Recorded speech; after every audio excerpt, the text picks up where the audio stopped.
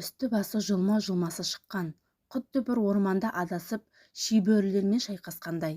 Ентігін баса алмай әбден шаршап-шалдығып, әрең есіктен кіріп анасын құшақтап, еңкілдеп жылап жіберді. «Қызым-ау, саған не болды? Мына түрің не? Кел отыршы мұнда. Әпке, міне су ішіп алыңызшы. Саған не болған? Анашым!» деп әрең сөйледі. Өксігін баса алмай ентігі жасқа толып жылағаны жылаған. Әсем мен Айсара екеуінің көздері бір-біріне түйісіп, Сабинаға не болғанын сезіп тұрғандай. Алайда жағдай олар ойлағандай болмай шықты. «Қызым, жетер, жылауыңды доғар, дереу жинал, полицияға барып арыз жазамыз. Анашым, сіз бәрін білесіз бе? Сіз бұлай боларын білдіңіз бе? Нені білуім керек еді? Мені алып қашып кетерін білдіңіз ғой, иә?» «Не дейді? Сені біреу алып қашты ма? Қызым-ау, соны ертерек айтпайсың ба?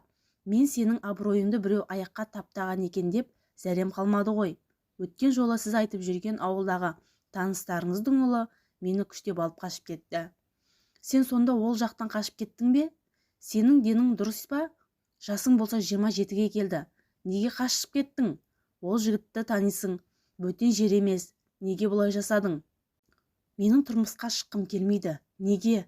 Не үшін? Сізді қимаймын, анашым. Біз кетсек сіздің күніңіз не болмақ?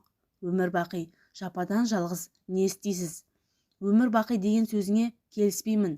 Сөз бар ғой, жарлы деп айтпа, пайғамбарға сөз тиеді. Жалғыз деп айтпа, Құдайға тіл тиеді. Деген жалғыздық Құдайға ғана жарасқан. Мен жалғыз емеспін, жанымда бауырларым, әкеңнің туыстары бар. 2 балам көбейіп 4 болды емес пе? Біз сізге қарыздармыз. Осы күнге дейін біз үшін өмір сүріп келдіңіз. Ендігі кезек біздікі. Сендер тұрмысқа шығуларың үшін мен өлуім керек пе? Мүмкін сонда екеуің тұрмысқа шығарсыңдар. Анашым, олай демеңізші.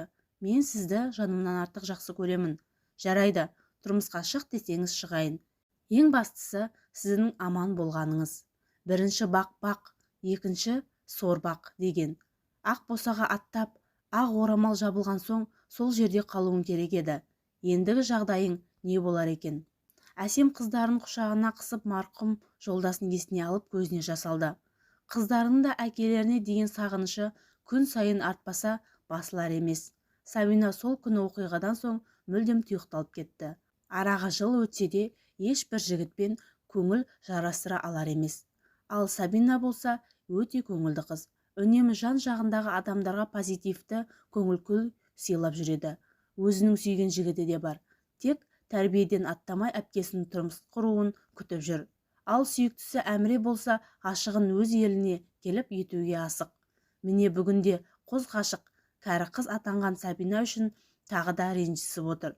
«Жаным, анам ертерек үйлен деп қыспақ қалып қоймай жатыр.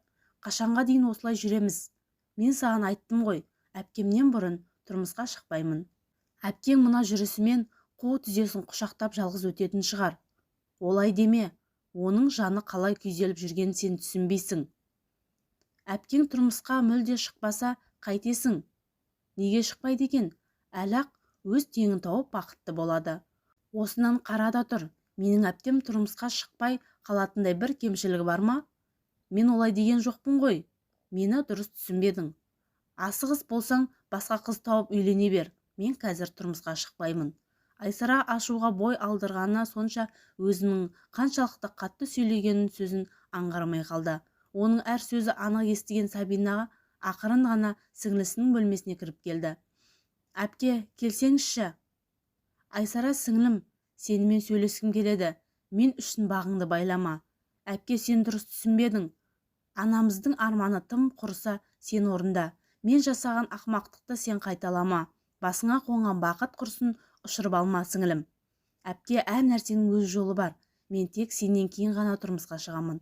Ел жұрт мені ақ босағадан қайтқан, ақ орамалды аяққа таптаған деп жүргенде қай ақымақ мені өзіне жар етеді дейсің? Анамызға қарашы. Уайымнан шашына ақ түсіп жүзін әжім басуда. Сен бақытты болға лайықтысың, бағыңды байлама. Мен саған еш өкпелемеймін. Керісінше, сен бақытты болсаң, біздің қуанышымыз. Әпке, келші құшақтайын». Апалы сіңлілі екеуі бір-бірін құшақтап жылап, одан соң ұзақ уақыт шер тарқатып әбден шүйіркелесті.